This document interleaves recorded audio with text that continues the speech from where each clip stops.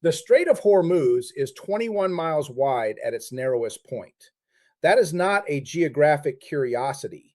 That is a choke point around which the entire architecture of Western led globalization was constructed, and which the United States military, with all of its carrier groups, all of its fifth generation aircraft, all of its precision munitions, has now spent over 3 months failing to reopen.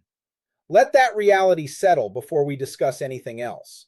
Because what is being reported as a ceasefire negotiation is not a negotiation in any meaningful strategic sense. It is the slow, grinding exposure of a fundamental mismatch between American military power projection and the strategic geography of the Persian Gulf. What we are witnessing is not a war that is being won. It is a war that is being managed toward a conclusion that no one in Washington will publicly admit is significantly worse than the starting conditions. Begin with what actually happened in the last 72 hours, because the sequence matters enormously and the mainstream framing deliberately obscures it. The United States struck an oil tanker bound for Iranian waters. Then it struck military facilities on Iranian sovereign territory under the legal pretext of self-defense. Iran then conducted retaliatory strikes on American bases in Kuwait and Bahrain. Not symbolic fire, not warning shots, but strikes substantial enough to kill a civilian at Kuwait's international airport and injure over 60 people. Strikes that set portions of that airport infrastructure ablaze in footage that circulated globally. Then American forces intercepted Iranian drones launched toward the strait itself. And through all of this, the official position in Washington is that a ceasefire remains in effect. This is not a ceasefire. This is a controlled escalation ladder, with neither side willing to acknowledge that the ladder has no agreed upon ceiling. The Iran Foreign Ministry described the American strikes as a clear violation of the April 8th ceasefire agreement. The White House position is that hostilities effectively ended with that ceasefire declaration. Both of these things cannot simultaneously be true, and the fact that senior officials in both governments are maintaining contradictory legal positions while trading kinetic blows in one of the world's most consequential waterways tells you everything about the actual state of strategic communication between these parties. There is none. What exists instead is a negotiation conducted through ordnance. Now consider the operational picture that produced this situation. American CENTCOM has responded militarily twice to Iranian probing of the naval blockade. The word probing here is not rhetorical, it is precise. The Iranians are conducting systematic pressure testing of American maritime interdiction capabilities, response times, rules of engagement thresholds, and the political tolerance of regional partners for hosting American bases that now come under periodic Iranian missile fire. Every one of those drone salvos, every tanker interdiction, every exchange of strikes in the Gulf represents Iran collecting operational intelligence while simultaneously bleeding American political capital. This is a strategy that does not require Iran to win any individual engagement. It requires only that the cumulative cost in dollars, in diplomatic friction, in domestic American political cohesion eventually exceeds the American appetite for sustaining the conflict. And the evidence that this calculation is proceeding on schedule is now being recorded in the chambers of the United States Congress itself. The House of Representatives passed a War Powers resolution directing the president to remove American forces from hostilities absent formal congressional authorization. The vote was 215 to 208. 4 Republicans defected. The margin was provided by Democrats. The significance of this vote is not primarily legal. As the commentary correctly noted, it faces long odds in the Senate and would face a presidential veto regardless. The significance is strategic. It is a public signal, transmitted in a format that Tehran's analysts are entirely capable of reading, that American domestic political consensus behind this conflict is fracturing along entirely predictable fault lines. One Republican who voted for the resolution explained his position with a clarity that should disturb anyone who believes economic pain is an abstraction. He referenced $5 gasoline, $6 diesel, fertilizer costs that farmers in Kentucky cannot absorb. These are not talking points. These are the downstream economic consequences of a closed Strait of Hormuz translated into the lived experience of American households. And they are generating political pressure at the congressional level after approximately 90 days of conflict. Iran's strategic planners understand this timeline. They have studied American political systems with considerable care. They watched American domestic opposition to military commitments in Vietnam, in Iraq, in Afghanistan. They understand the institutional mechanisms through which public fatigue converts into legislative action, and they are deliberately calibrating the duration and cost of this conflict to exploit those mechanisms. A Fox News poll finding 60% of Americans already opposed to the war is not background noise. It is a strategic data point that informs Iranian negotiating behavior. Which brings us to the negotiations themselves, because the gap between how these talks are being publicly characterized and what the actual structure of the deadlock reveals is itself a form of strategic deception. Not necessarily intentional deception, but the organic result of governments needing to manage domestic political expectations while conducting diplomacy that is producing nothing. A senior Iranian military official, speaking to international media from inside Iran in an interview that required government permission but maintained editorial independence, stated the Iranian position with a directness that should not be dismissed as rhetoric. The negotiations are deadlocked, he said. The reason for the deadlock is $24 billion in frozen Iranian assets. The release of those assets is, in the Iranian framing, not a concession, but a test of American seriousness, a trust-building measure, a demonstration that the United States is capable of operating in good faith.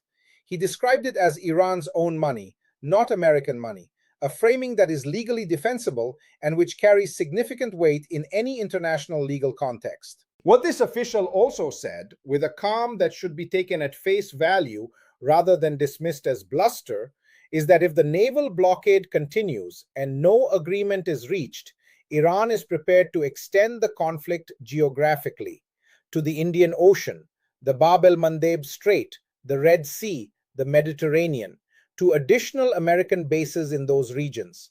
This is not an empty threat from a position of weakness. This is a statement of strategic intent from a power that has already demonstrated over 3 months of conflict a capacity to absorb American military strikes and sustain meaningful retaliatory capability. The question is not whether Iran can execute this threat. The question is what the American strategic response would be to a conflict that has expanded from the Persian Gulf into multiple additional maritime choke points simultaneously. The global shipping implications alone are difficult to overstate. The Bab el-Mandeb Strait controls Red Sea access. The Red Sea is the pathway through which European trade transits to avoid the Cape of Good Hope.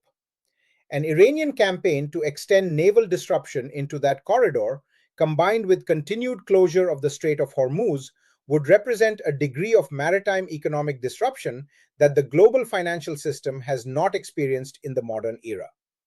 Energy markets would react in ways that would dwarf what American consumers are currently experiencing at fuel pumps in Kentucky. The Iranian move to formalize administrative and environmental fees for Hormuz transit, retreating from the more politically exposed position of direct toll collection, is tactically sophisticated.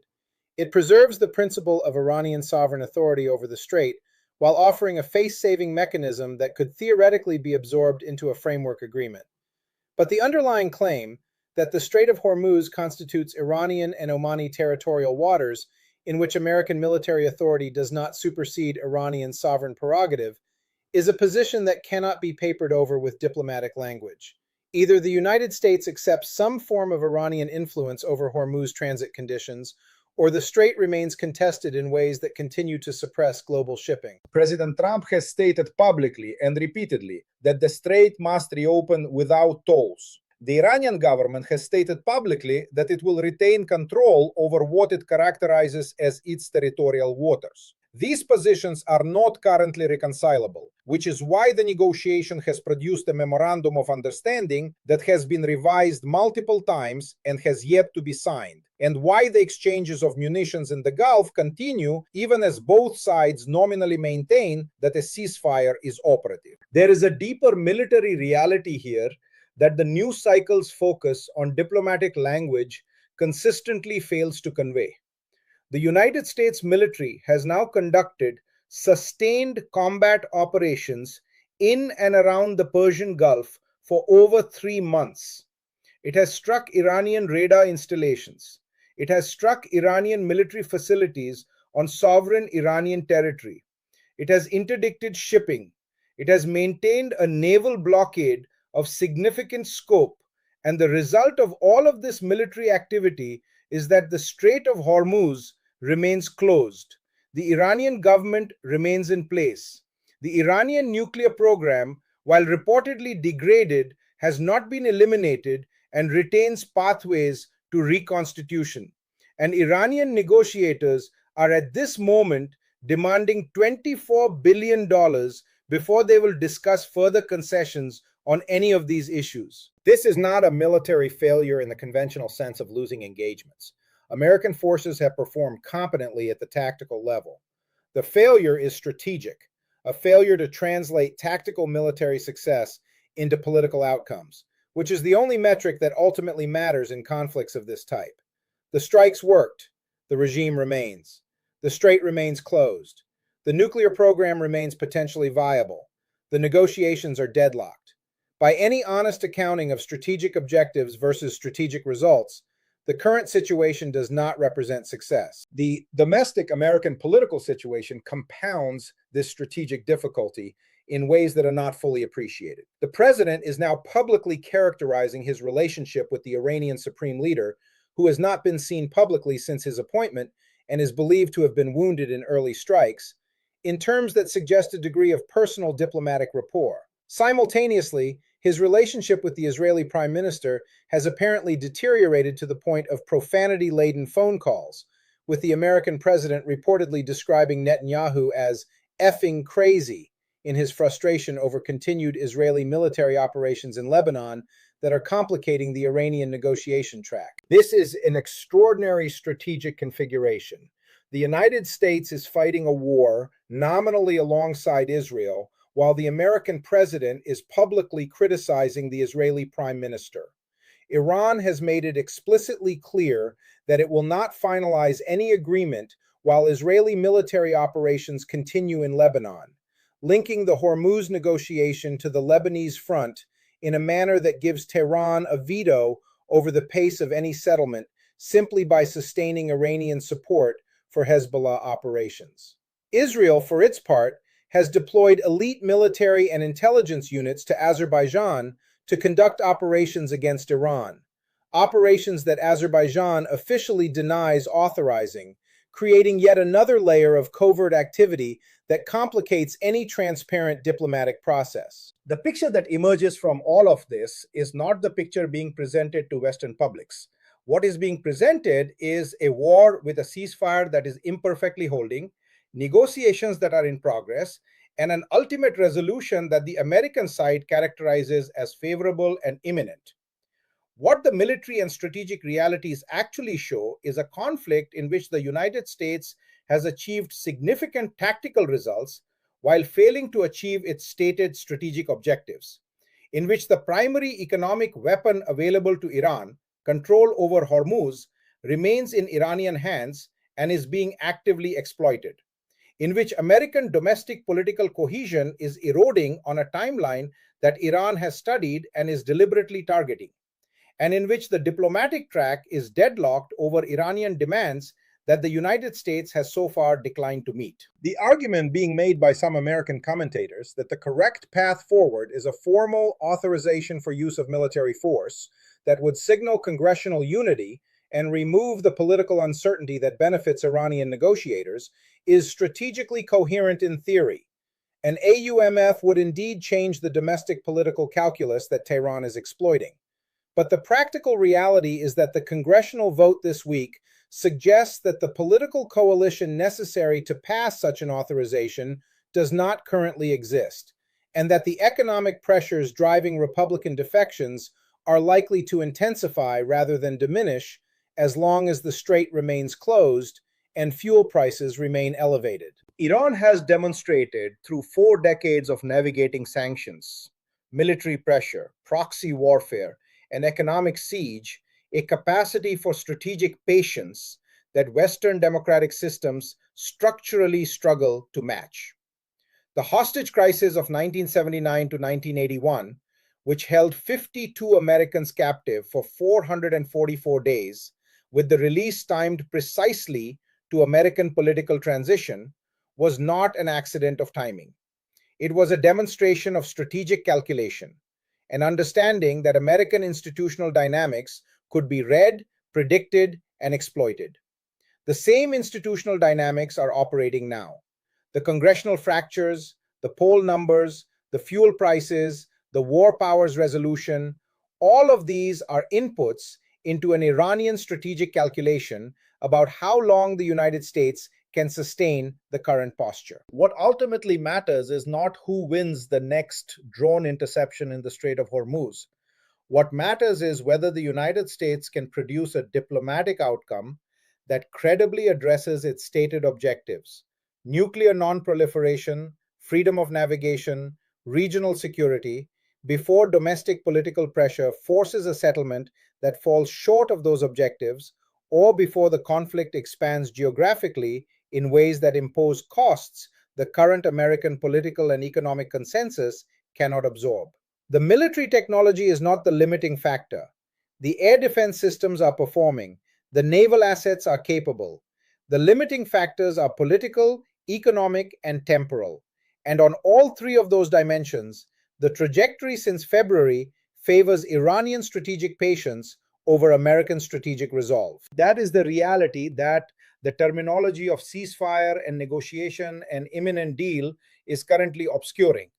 The Strait of Hormuz is still closed, the regime is still governing, the clock is running, and the side that controls the clock in this conflict is not the side with the carrier groups.